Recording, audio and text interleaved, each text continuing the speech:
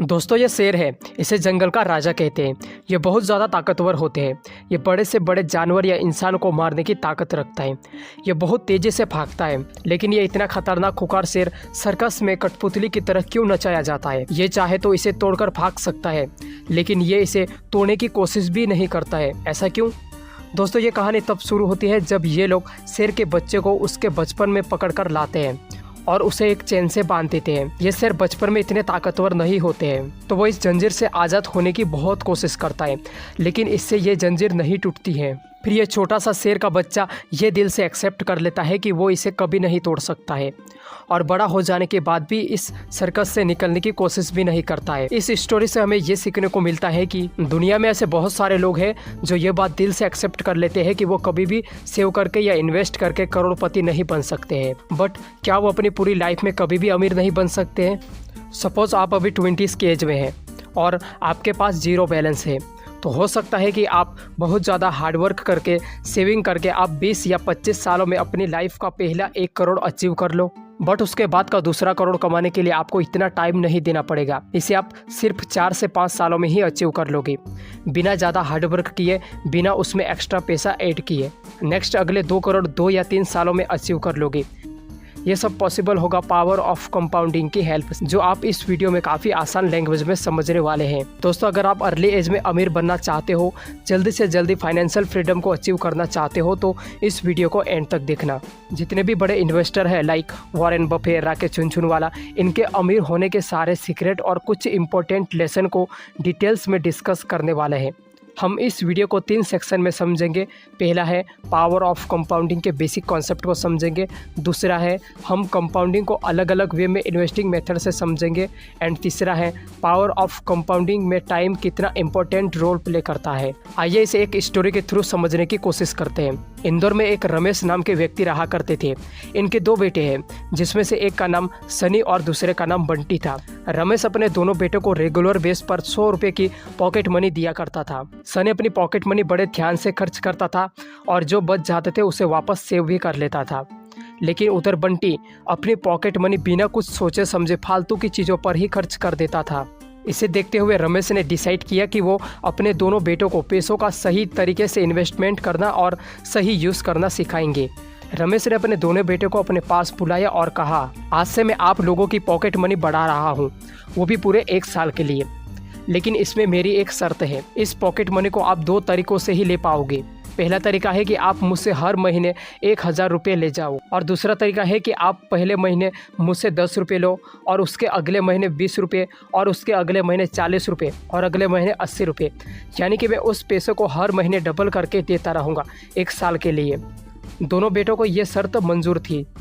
दोनों में से सनी थोड़ा अक्लमंद था और उसने डिसाइड किया कि वो दूसरे वाले तरीके से पॉकेट मनी लेगा। और दूसरी तरफ बंटी को लगा कि कौन 10-20 रुपये लेता रहेगा, इसमें क्या होगा, ये सोचकर उसने पहले वाले ऑप्शन को चुना। उसके पिता दोनों बेटों के फैसलों से एग्री हो गया। फिर उन्होंने सनी को 10 रुपये दिए और बंटी को 1000 रुपये। दूसरे महीने सनी को 20 रुपये दिए और बंटी को 1000 रुपये। ऐसा करके रमेश ने अपने बेटे को पॉकेट मनी देता रहा। स्टार्टिंग के कुछ महीने सनी के लिए अनहैप्पी थे, लेकिन उधर बंटी को टोटल 6 महीनों में 6000 मिल चुके थे, लेकिन सनी को मात्र 320 रुपये ही मिले थे। और 1 साल के एंड में बंटी के पास टोटल 12,000 रुपये आ गए थे। उधर सनी को कंपाउंडिंग की वजह से ईयर के एंड में 40,960 रुपये मिले। आप अंदाज़ा भी नहीं लगा सकते कि एक 10 रुपये का छोटा अमाउंट मात्र 1 साल में 40,960 रुपये तक पहुँच गया। मान लीजिए यहाँ 1 साल की बजाय 4 साल का समय होता तो ये अमाउंट आपको बिलियंस में देखने को मिलता। दोस्तों यही होता है द मैजिक ऑफ कंपाउंडिंग। दोस्तों इसमें हमें शॉर्ट टर्म में कोई भी प्रॉफिट होता हुआ नहीं दिखाई देता है, लेकिन लॉन्ग टर्म में ये काफ़ी बड़ा रिटर्न दे सकता है। इसलिए इसे दुनिया के महान वैज्ञानिक ने इसे 8वां अजूबा भी कहा है। अब हम कंपाउंडिंग को अलग अलग वे में इन्वेस्टिंग मेथड से समझते हैं। ये कहानी है 2 दोस्तों की, बंटी और राघव। ये अभी 20s की एज में है। बंटी जो कि एक सॉफ्टवेयर इंजीनियर है, इनकी स्टार्टिंग सैलरी 25,000 रुपये है। बंटी के पेरेंट्स बंटी को अपनी सैलरी में से कुछ पैसे सेव करने को कहते हैं या किसी अच्छी जगह पर इन्वेस्ट करने को कहते हैं। पेरेंट्स के कहने पर बंटी ने 10,000 रुपये इन्वेस्ट करने का डिसाइड करा। तो बंटी ने 10,000 में से 5,000 FD में इन्वेस्ट किए और 5,000 रुपये SIP के थ्रू म्यूचुअल फंड में इन्वेस्ट किए। और दूसरा दोस्त राघव जो एक सीए है, जो अपने कॉलेज के टाइम से ही रिच पीपल, रिच माइंडसेट वाले आदमी के साथ उठना बैठना था। राघव को स्टॉक मार्केट में बहुत मज़ा आता था क्योंकि उसे शेयर मार्केट में सब कुछ समझ में आता था। उसे मैजिक ऑफ कंपाउंडिंग की अच्छी समझ थी। राघव की सैलरी 30,000 रुपये थी। राघव डिसाइड करता है कि वो स्टॉक मार्केट में इंडेक्स फंड में 10,000 रुपये इन्वेस्ट करेगा, वो भी लॉन्ग टर्म के लिए। अब दोनों को कंपेयर करके देखते हैं। टाइम को थोड़ा फॉरवर्ड करते हैं अगले 30 सालों के लिए। अब इनकी एज 50+ हो गई है। अब इनके इन्वेस्टमेंट को पूरे 30 साल हो गए हैं, जो कि 10-10 हज़ार रुपये इन्वेस्ट किए थे। अब पूरे 30 साल बाद वो इन्वेस्टमेंट की राशि 36 लाख रुपये हो गई है। बंटी ने अपने 5-5 हज़ार FD और SIP के थ्रू म्यूचुअल फंड में इन्वेस्ट किए थे।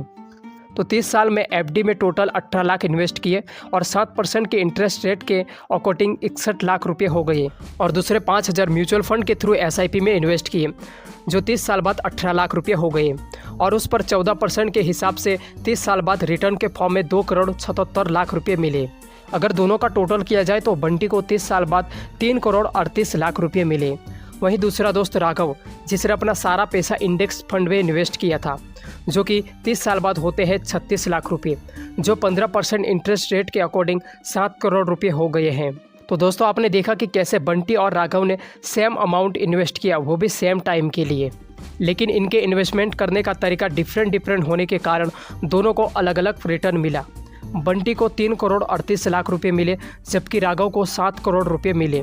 दोस्तों हमने देखा कि कैसे बंटी और राघव ने अलग अलग जगह पर इन्वेस्ट किया और उनको अलग अलग रिटर्न मिला। ये फ़र्क होता है कंपाउंडिंग में। कंपाउंडिंग की वजह से पैसा हर साल बढ़ते ही जाता है। जो कंपाउंडिंग को समझता है पैसा उसके लिए काम करता है, और जो इसे नहीं समझता है उसे लाइफ टाइम पैसों के लिए काम करना पड़ता है। अब हम फाइनल कॉन्सेप्ट को समझेंगे कि टाइम ड्यूरेशन के कारण कंपाउंडिंग पर क्या इफ़ेक्ट पड़ता है। इसे भी हम स्टोरी के थ्रू ही समझेंगे। 2 दोस्त थे, सार्थक और राजेश। अब ये 20s की एज में है। अभी अभी उनको जॉब लगी है। ये लोग अपनी 45 से पहले रिटायर्ड होना चाहते हैं, इसलिए उन्होंने 20-20 हज़ार रुपये इन्वेस्ट करने का सोचा। लेकिन एक ट्विस्ट है, सार्थक ने अपनी 20s की एज में ही इन्वेस्टिंग करना चालू कर दिया था और राजेश ने 5 साल लेट इन्वेस्टिंग करी, यानी 25 की एज में। सार्थक ने टोटल 20 साल तक इन्वेस्ट किया और राजेश ने सिर्फ 15 साल तक। इन दोनों में 5 साल का डिफरेंस है। इनफैक्ट बाकी सब चीज़ें सेम हैं, इन्वेस्टिंग अमाउंट और रेट ऑफ रिटर्न। आप इस टेबल में देख सकते हो कि सार्थक का टोटल इन्वेस्ट होता है 48 लाख और राजेश का टोटल इन्वेस्टमेंट होता है 36 लाख। यहाँ पर दोनों को 14% का रिटर्न मिल रहा है। इनकी 14 की एज में कितनी वेल्थ हुई होगी इसे देखते हैं। सार्थक की टोटल वेल्थ निकलती है 2.3 करोड़ एंड राजेश की वेल्थ निकलती है 1.15 करोड़। दोनों ने ही लॉन्ग टर्म के लिए इन्वेस्ट किया, एक ने 15 साल और एक ने 20 साल। आप दोनों में डिफरेंस देख सकते हो। सिर्फ 5 साल लेट होने की वजह से सार्थक को राजेश के कंपैरिजन में सार्थक को डबल पैसा मिला। 14% रिटर्न से ये पैसा हर 5 साल में डबल हो रहा है। तो दोस्तों ये था power of compounding. I hope आपको पावर ऑफ कंपाउंडिंग अच्छे से समझ में आ गया होगा।